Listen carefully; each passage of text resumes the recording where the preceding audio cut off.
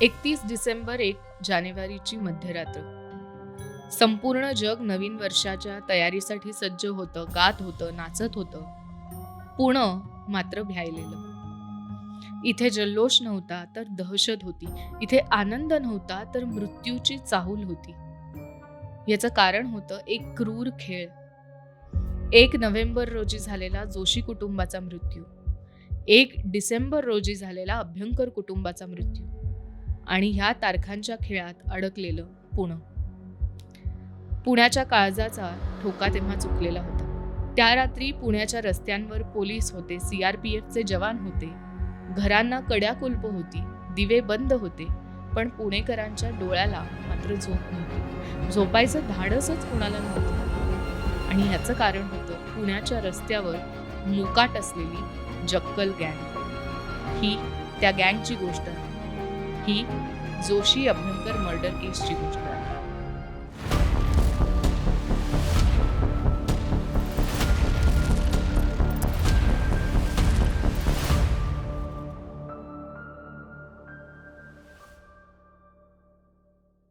साधारण late 50s आणि early 60s मधली गोष्ट आहे. पुण्याच्या एका मध्यमवर्गीय वस्तीमध्ये 2 लहान मुलं एकमेकांशी खेळत होती. त्यांचा विषय होता त्या दोघांनाही त्यांच्या घरच्यांनी दिलेल्या कंपास बॉक्स, आपले जे पूर्वी कंपास बॉक्स असायचे, कंपास पेट्या तशा. त्याच्यापैकी एकाची जरा हाय एंड चकचकीत आणि दुसऱ्याची तशी बेतासबाद. ज्याच्याकडे ती बेतासबाद कंपास पेटी होती त्यांनी त्या दुसऱ्याला, ज्याच्याकडे चकचकीत पेटी होती, त्याला सांगितलं, मला दाखवणार आहे तुझी कंपास पेटी. त्याच्यावर हा व्यक्ती नाही म्हणाला आणि त्यांच्यात एक भांडण सुरू झालं. हे भांडण काही क्षणातच एवढं पराकोटीला गेलं की ज्याच्याकडे ती चकचकीत कंपास पेटी होती त्यांनी ती उघडली आणि त्यातल्या कर्कटकाने दुसऱ्या मुलावर वार केला. अरे बापरे. आणि त्याचं रक्त व्हायला लागल्यावर तो शांतपणे बघत बसला. आपल्या मुलाच्या आरड्याओरड्यानी त्या दोघांचेही पालक आले आणि ज्याच्याकडे चकचकीत पेटी होती, कंपास पेटी, त्याच्या आईने दुसऱ्या मुलाला ओरडून म्हटलं की तुला जर कळतंय ती त्याची पेटी आहे तर तू हात का लावलास. हा चकचकीत पेटीवाला मुलगा म्हणजेच राजेंद्र जक्कल. चित्रपट दिग्दर्शक राजदत्त यांनी सांगितलेली ही एक इन्साईट. आणि ह्या इन्साईटवरूनच आपल्याला कळतं की ह्या राजेंद्र जक्कलचं डोकं काय पद्धतीने चालतं. अभिनव महाविद्यालयात शिकणारा एक डॅशिंग विद्यार्थी, चित्रकला आणि फोटोग्राफीची आवड असलेला, फॅशनेबल कपडे घालणारा, 2 वेळा कोणीही, म्हणजे त्याच्याकडे एकदा कोणी बघितलं की वळून नक्की बघतील अशा पद्धतीची पर्सनॅलिटी. आणि त्याच्या आसपासचे त्याचे मध्यमवर्गीयच मित्र, ज्याच्यामध्ये दिलीप सुतार, मुनव्वर शहा, शांताराम जगताप आणि सुहास चांडक. पुण्यातल्या मध्यमवर्गीय वस्त्यांमध्ये वाढलेली ही सगळी मुलं. 1970च्या दशकामध्ये हळूहळू जसं जग बदलत होतं, शहरीकरण वाढत होतं, तसतसं आपणही ह्या शहरीकरणाचा, बदलत्या शहराचा भाग व्हावं. पैशांचं आकर्षण वाढत होतं आणि यामुळे मेहनतीशिवाय जास्तीत जास्त पैसे आपल्याला कसे मिळतील ह्या शोधात ही तरुण टोळी होती. आणि मग सुरुवात झाली ही एका योजनेची. अर्थात याची सुरुवात कशी झाली, कोणाची पहिली आयडिया होती, याबद्दलचे रिपोर्ट्स हे सगळेच वेगवेगळे आहेत. पण सर्वमान्य रिपोर्ट असं सांगतो की त्यांना सगळ्यांना किडनॅपिंगची आयडिया सुचली की आपण एखाद्या व्यक्तीला किडनॅप करूया आणि मग त्याच्या बदल्यामध्ये एक मोठी रक्कम मागूया जेणेकरून फास्ट आपल्याकडे पैसे येतील. हेच म्हणजे हीच गोष्ट अशीही पुढे जाते की त्यांच्यातलाच एक प्रकाश हेगडे, तो स्वतःहून तयार होतो. तो म्हणतो की मलाच तुम्ही किडनॅप करा. विश्व नावाचं त्यांचं हॉटेल होतं. त्या विश्व हॉटेलचे मालक सुरेश अण्णा हेगडे हे म्हणजे प्रकाशचे वडील, ते तुम्हाला पैसे देतील आणि तुम्ही मलाच किडनॅप केल्याचं आपण नाटक करूया असं त्यांचं ठरतं. त्याप्रमाणे ते त्या प्रकाश हेगडेला किडनॅप करतात. अर्थात म्हणजे तो त्यांच्याच ताब्यात असतो आणि त्याच्या वडिलांना विश्व हॉटेलमध्ये हा निरोप पोहोचवला जातो की तुमचा मुलगा किडनॅप झालेला आहे आणि आम्हाला 10 लाख रुपये तुम्ही द्या आणि तुमच्या मुलाला घेऊन जा. आणि साधारण काय काळ आहे? हा 1976 ठीक आहे. 1976चाच काळ सुरू आहे. त्यांना बातमी कळते की आपला मुलगा किडनॅप झालेला आहे आणि 10 लाख रुपये त्यांनी मागितलेले म्हणजे आहेत. त्या काळी खूप मोठी रक्कम आहे. खूप मोठी रक्कम आहे. पण तो तयारी तरीही अर्थात आपला एकुलता एक मुलगा आहे, तर त्यामुळे तो तयारी दाखवतो पैसे देण्याची. But at the same time तो पोलिसांनाही कळवतो. ज्या क्षणी ते तयारी दाखवतात पैसे देण्याची, त्या क्षणी त्यांना अजून एक निरोप पोहोचवला जातो, की अ, अमुक एका दिवशी पेशवे पार्कमध्ये एक झाड आहे. त्या झाडाला तुम्ही ते पैशाची पिशवी लटकवा आणि योग्य ती व्यक्ती ते घेऊन जाईल. त्याप्रमाणे ती पिशवी त्या झाडाला लटकवतात. आणि पोलीस तिकडे नॅचरली त्यांना माहिती असल्यामुळे पोलीस तिकडे गस्त घालतात सिव्हिल हो. ड्रेसमध्ये आणि तिकडे त्यांना या गँगमधला एक मुलगा दिसतो आणि पोलीस त्याच्या ओळखीचे असतात त्यामुळे ते त्याला सहजच विचारतात, "काय रे इथे कुठे?" तो म्हणतो, "काही नाही असंच फिरायला आलेलो." आणि या गँगला कळतं की पोलीस ॲक्चुअली इथे आपल्या मागावर आहेत त्यामुळे ते पैसे घेण्याचा मिशन अबॉर्ट करून परत जातात. पोलिसांना नॅचरली काही संशय येत नाही कारण ओळखीचा एक मुलगा आहे, पब्लिक एरिया आहे, कोणीही तिकडे येऊ शकतं. हं. या भावनेने पोलीस पण त्याच्यावर पुढे काही करत नाहीत. पोलिसांना असंही एकदा वाटतं, की तो मुलगा स्वतःच पळून गेला असेल आणि वडिलांना काहीतरी हो. खोटं सांगितलं असेल. त्यामुळे पोलीस बऱ्यापैकी ही केस इकडेच बंद करतात आणि ह्याच्या पुढे काही करत नाहीत. ह्यांच्या मात्र लक्षात येतं, की आता पोलीस आपल्या मागावर लागतील जर आपण या माणसाला तसंच ठेवलं तर. त्यामुळे ह्याचा काटा काढला पाहिजे म्हणजे प्रकाशचा. प्रकाशचा.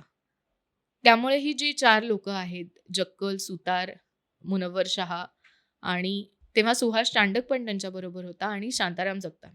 हे दारू पाजतात त्या प्रकाश हेगडेला आणि नायलॉनच्या एका दोरीने गळा आवळून त्याचा मृत्यू घडवून आणतात. म्हणजे त्याचा खून करतात. खून केल्यानंतर त्या डेड बॉडीचं काय करायचं ह्याची फारशी त्यांना चिंता नसते कारण ह्याचा जगाचा जो मास्टर माइंड असतो राजेंद्र जक्कल त्यांनी ऑलरेडी सगळा प्लॅन करून ठेवलेला असतो की एक लोखंडी पिंप घ्यायचं त्याच्यात सळ्या घुसवायच्या जेणेकरून त्याला वजन येईल आणि त्यात ही बॉडी टाकायची आणि पेशवे पार्कमध्ये जे तलाव जो आहे त्या तलावात टाकून द्यायची. तर लोखंडी सळ्या आणि वजनामुळे ती बॉडी वर येणार नाही आणि मासे खातील त्यामुळे काही अवशेषही सापडणार हं. नाहीत आणि it will be a perfect crime. त्याप्रमाणे तो क्राईम करतात आणि अगदी प्रिसिजननी एक्झिक्यूट सुद्धा करतात. कोणाला संशयही न येता. पहिला खून सक्सेसफुली झाल्यावर आता त्यांना चटक लागते गुन्ह्यांची. वाचायला इथल्यापासून असं म्हणून ते कोल्हापूरला सगळे निघून जातात. तिकडे एका धनाढ्य व्यापाऱ्याच्या घरी दरोडा टाकायचा ते प्रयत्न करतात. पण ते मध्यवर्ती भागात रस्त्याच्या असल्यामुळे किंवा तो व्यापारी सुद्धा स्वतः पेहलवान आहे. त्याच्याकडे सिक्युरिटी खूप जास्त आहे. ह्या सगळ्यामुळे तो प्लॅन त्यांचा काही सक्सेसफुल होत नाही. त्यामुळे ते परत पुण्यात येतात. आणि साधारण काय वर्षाची आहेत ती मुलं? ही कॉलेज गोईंग आहे त्यामुळे 20च्या आसपासचीच म्हणतो म्हणजे 18, 19, 20 ह्या आसपासचीच आहेत. जस्ट कॉलेजमध्ये हं. असलेली एकदम होतकरू हो. तरुण मुलं.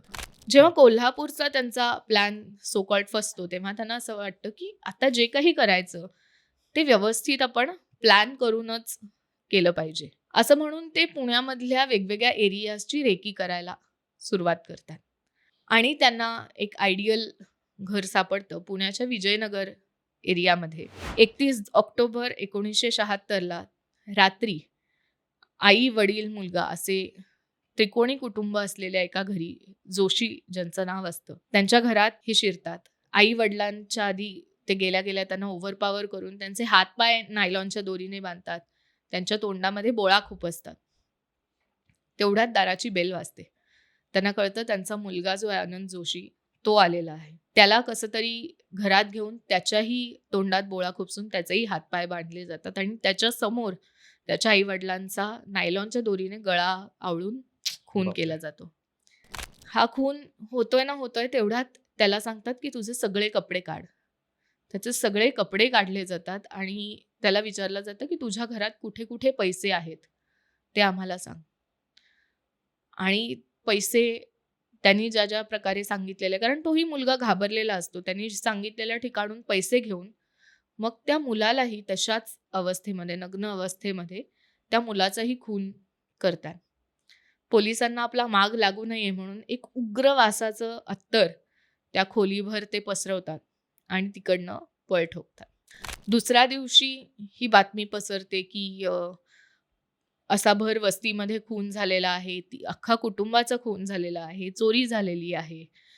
तो मुलगा नग्न अवस्थेत सापडल्यामुळे अजून एक काहीतरी त्याला वेगळं वळण सापडतं. आणि उच्चभ्रू वस्तीमध्ये खून झाल्यामुळे पहिल्यांदा पोलीस कुठेतरी सिरियसली या घटनेची दखल घ्यायला सुरुवात करतात, असं आपण म्हणूया. अजूनही प्रॉपर दखल त्यांनी घेतली नाही नाहीये. घेतली. प्रॉपर ह्या घटनेची दखल ते घेतात ह्यानंतर एक 10-15 दिवसांनी 20 नोव्हेंबर 1976ला. पुण्याचंच एक अत्यंत सधन कुटुंब, शंकरशेठ रोडवर राहणारं बाफना कुटुंब. त्या बाफना कुटुंबाच्या घरी ते एका रात्री जातात, जेव्हा अ, यशोमती बाफना ज्या त्या घराच्या लेडी ऑफ द हाऊस त्या असतात.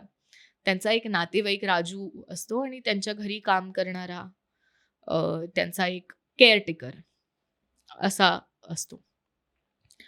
सो ह्यांच्यावर ते परत हल्ला करतात आणि त्यांनाही अगेन तोंडात बोळे, हातापायाला बांधून ते एका खोलीत डांबून घराची जे काही चोरता येईल असं बघायला जातात. पण नेमका तो राजू जैन जो असतो त्यांच्याकडे आलेला पाहुणा, तो कसाबसा सुटतो, खिडकीची काच फोडून लोकांना आरडाओरडा करतो. त्यांना कळतं की आता आपल्याला इथून लवकर पळ काढायला पाहिजे आणि म्हणून त्यांना तशाच अवस्थेत सोडून हे तिथनं पळ काढतात. ह्या तिघांचाही जीव वाचतो. दुसऱ्या दिवशी यशोमती बाफना पोलीस स्टेशनमध्ये जाऊन तक्रार करतात. आता मात्र पोलीस ही घटना सिरियसली घेतायत, पण ह्या 2 घटनांमध्ये काही कनेक्शन आहे हे त्यांना वाटतच नाही. हे झाल्यावर आता कोणीही नॉर्मल माणूस थांबेल, पण ह्यांना आता खुनाची चटक लागलेली आणि केवळ म्हणजे बाकी काहीच कारण नाहीये. केवळ थ्रिलसाठी किंवा परफेक्ट मर्डर प्लॅन केल्याच्या आनंदासाठी त्यांना हा खून करायचा आहे. 1 डिसेंबर 1976 रोजी भांडारकर रोडवर एक स्मृती बंगला नावाचा बंगला आहे. मी 1-2 रिपोर्ट्स वाचत होते. त्याच्यात असं म्हटलं की ह्याच्यानंतर हा स्मृती बंगला एक ऑलमोस्ट टुरिस्ट प्लेस झाल्यासारखं झाला, की 80च्या दशकात, 90च्या दशकात अनेक लोकं फक्त तो बंगला बघायला म्हणून भांडारकर रोडवर जायचे. संस्कृतचे खूप पंडित होते, अभ्यंकर नावाचे. त्यांचं हे कुटुंब. त्यांचा मुलगा आणि मुलगी बाहेर डिनरसाठी जातात. तेव्हा घरात असतात अभ्यंकर विरुद्ध दाम्पत्य, त्यांचे नातू आणि नात आणि त्यांच्या घरी काम करणाऱ्या बाई. जो त्यांचा ठरलेला पद्धत आहे, चाकूच्या धारेवर त्यांना घरात ते घुसतात. घरात घुसल्या सगळ्यांचे हात-पाय बांधून तोंडात बोळा कोंबतात. एक करून सगळ्यांचे नायलॉनच्या दोरीने गळे आवळून त्यांचा खून करतात. उरते ती त्यांची नात 21 वर्षाची. तिलाही आनंद जोशीप्रमाणे तिचेही सगळे कपडे काढायला लावतात आणि तिला सांगतात, की आता तूही आम्हाला सांग घरी कुठे तिजोऱ्या आहेत. तिला असं वाटतं, की म्हणजे मी जर त्यांना सहकार्य केलं घरी कुठे तिजोऱ्या आहेत सांगून, तर कदाचित माझा तरी जीव वाचेल. याने ती घरी काय-काय तिजोऱ्या, कुठे पैसे आहेत, दागिने कुठे ठेवलेत हे सगळं सांगते. पण ते दागिने मिळता क्षणी तिचाही हे खून करतात आणि तिकडनं पसार होतात. आता मात्र फक्त पोलीसच नाही तर पुण्याच्या अख्ख्या शहरामध्ये एक भयानक दहशत पसरलेली आहे. कारण 1 नोव्हेंबरला खून झाला, 1 डिसेंबरला खून झाला अख्ख्या परिवाराचा भर वस्तीमध्ये आणि भयानक पद्धतीने हो. आणि थोड्याफार सिमिलर पद्धतीने खून झालेला आहे. असं म्हणून पुण्यात अगदी अक्षरशः दहशत पसरली जाते. संध्याकाळनंतर लोकं घरातनं बाहेर पडणं बंद करतात. एक ती भीतीची भावना असते, की कधी आमच्या दाराची बेल वाजेल आणि काय होईल हे कोणालाही सांगता येत नाही. ह्या प्रकारच्या दहशतीमध्ये अख्खं शहर असतं. त्यामुळे पोलीस CRPFची मदत घ्यायची ठरवतं. CRPFची एक तुकडी पुण्यात तैनात होते. रात्रभर ह्या तुकड्या गस्त घालत असतात. आणि 2-3 महिने तसं काहीच होत नाही. म्हणजे ह्याच्यामध्ये असे काही रिपोर्ट्स आहेत ज्याच्यात त्या काळात ते पन्हाळ्याला गेले, महाबळेश्वरला गेले. काही कपल्सना लुटलं त्यांनी तिकडे. असे पण ठोस काही पुरावे नाही आहेत की ह्या मध्यंतरीच्या काळामध्ये काय झालं. आता साधारण फेब्रुवारी मार्चचा काळ आलेला आहे आणि ते आता आपल्या पुढच्या शिकारीच्या शोधात आहेत आणि त्यांना असं जाणवतं की आपल्याच कॉलेजमधला एक सिनियर आहे जयंत गोखले. त्या जयंत गोखलेला आणि त्याच्या कुटुंबाला आपण टार्गेट करूया. इनफॅक्ट नंतर राजेंद्र जक्कलचे असे इंटरव्ह्यूज पण झालेले आहेत, ज्याच्यात तो म्हणाला, "या जयंत गोखलेचे माझ्यावर खूप उपकार आहेत." पण तरीही त्याच्या कुटुंबाला आणि त्याला टार्गेट करायचं त्यांनी ठरवलं आणि रेकीसाठी ते त्यांच्या घरापाशी गेले. तेव्हा अर्थात जयंत गोखले तिकडे नव्हता, त्यामुळे त्यांनी परत जायचं ठरवलं. पण जयंतचा भाऊ अनिल गोखले, अर्थात त्याला माहिती होते हे त्याचे मित्र आहेत. मित्र आहेत. त्यामुळे तो त्यांना म्हणतो, की "चला मला जरा अलका टॉकीजच्या इकडे सोडून येता का?" असं म्हणून तो त्याच्या घरातनं निघतो. परत तो कधी जातच नाही. कारण थोडं पुढे गेल्यावर त्याचाही सेम प्रकारे नायलॉनच्या दोरीने गळा आवळून त्याचाही खून केला जातो. आणि बंड गार्डनच्या इकडे त्या नदीच्या पात्रामध्ये त्याला फेकून दिलं जातं. ह्यांच्या दुर्दैवाने म्हणा किंवा काय माहीत नाही, पण ती बॉडी मात्र पोलिसांना सापडते. मग तपास सुरू होतो, की शेवटचा कोणाबरोबर त्याला बघितलंय, शेवटचं काय झालेलं आहे. तेव्हा या जक्कलचं नाव येतं आणि मग ह्या चौघांना पोलीस चौकशीसाठी ताब्यात घेतात. तेव्हा पोलीस जे चीफ इन्व्हेस्टिगेटिंग ऑफिसर असतात, त्यांच्या असं लक्षात येतं, की ज्या पद्धतीने ह्याच्या गळ्याला ती दोरी बांधलेली आहे आणि ज्या पद्धतीची गाठ आहे, ती गाठ आयडेंटिकल आहे अभ्यंकर कुटुंब आणि जोशी कुटुंबाच्या खुनाबरोबर. हं, हं. आत्तापर्यंत या 9 खुनांचे त्यांना लिंक सापडलेली आहे. पण अजूनही ठोस ह्यांनीच ते खून केलेले आहेत, हो. हे त्यांना तिथपर्यंत ते पोहोचू शकले नाहीयेत. पण काहीतरी एक संशय त्यांना आहे आणि त्यामुळे ते हळू-हळू इन्व्हेस्टिगेशन सुरू करतात. या इन्व्हेस्टिगेशनमध्ये त्यांना असंही एक जाणवतं, की ह्या सगळ्यांच्या स्टोरीज वेगवेगळ्या आहेत आणि त्यामुळे परत एक संशय त्यांना येतो. राजेंद्र जक्कल हा नॅचरली त्यातला मास्टर माइंड असल्यामुळे तो एक शक्कल लढवतो, की तो म्हणतो, की आपण डायव्हर्ट करूया लक्ष. त्यामुळे तो असं म्हणतो, की प्रकाश हेगडेचा खून आणि जयंत गोखलेचा खून हा सेम पद्धतीने झालेला आहे. त्यामुळे तो तुम्ही शोधून काढा. आमच्याच कॉलेजमधलं दुसरं कोणीतरी असणार कारण प्रकाश पण आमच्या कॉलेजशी असोसिएटेड होता. जयंत पण आमच्या कॉलेजशी असोसिएटेड होता आणि त्या दोघांचा सिमिलर पद्धतीनेच खून झालेला आहे. त्यामुळे तुम्ही ते शोधून काढा कोणी केलं. आम्ही तर निर्दोष आहोत. आता इथे पोलिसांना पहिली आपण ज्याला स्मोकिंग गन म्हणतो, ते पहिलं त्यांना जाणवतं कारण या पॉइंटपर्यंत प्रकाश हेगडेचा खून झालाय, हे पोलिसांना माहितीच नसतं. ओह! ती मिसिंग पर्सन्स रिपोर्ट आणि तो स्वतःहूनच कुठेतरी पळून गेला असेल, अशा पद्धतीचं पोलिसांना हं, हं. वाटत असतं. ज्या क्षणी तो हे नाव घेतो, त्या क्षणी पोलीस प्रकाश हेगडेची ही फाईल काढतात आणि तपास सुरू करतात. त्यांना आता खात्री पटलेली असते, की ह्याच लोकांनी खून केलेले आहेत. पण प्रश्न परत येतो, की पुरावे काय? कारण त्यांनी उग्रवासाचं अत्तर लावल्यामुळे वासावर काही ते कुत्रे मागोवा घेऊ शकत नव्हते. हँड ग्लोव्हज घालून त्यांनी सगळे हे खून किंवा सगळ्या हे केल्या होत्या. त्यामुळे फिंगरप्रिंट्स कुठे नव्हते. मग अशा वेळेला जे काही परिस्थितीजन्य पुरावे होते आणि सगळ्यात महत्त्वाचा साक्षीदार ठरला हा सुहास चांडक, जो ज्याला आपण माफीचा साक्षीदार म्हणतो. हो. इन्फॉर्मर. तो माफीचा साक्षीदार झाला. माझ्या मते एक नाना पाटेकरचा चित्रपटही आलाय हो. याच्याबद्दल माफीचा साक्षीदार हो. नावाचा. तो माफीचा साक्षीदार ठरतो. त्याच्याबरोबर अनेक बाकीचे विटनेसेस ज्यांनी ह्या गोष्टीमधले काही भाग बघितलेले असतात आणि जवळ-जवळ 121 पुरावे या बेसिसवर आणि रेकॉर्ड ब्रेकिंग ह्याच्यात 5 महिन्यात ही ट्रायल अत्यंत एफिशियंटली संपते. आय थिंक आपण ज्यापर्यंत आता स्टोरीज हो. बघितल्यात त्यात एक पॅटर्न आहे की लाँग ट्रायल चालली, हो. पुरावे नाही सापडले. तर सुदैवाने ह्याच्यात असं काहीही झालं नाही.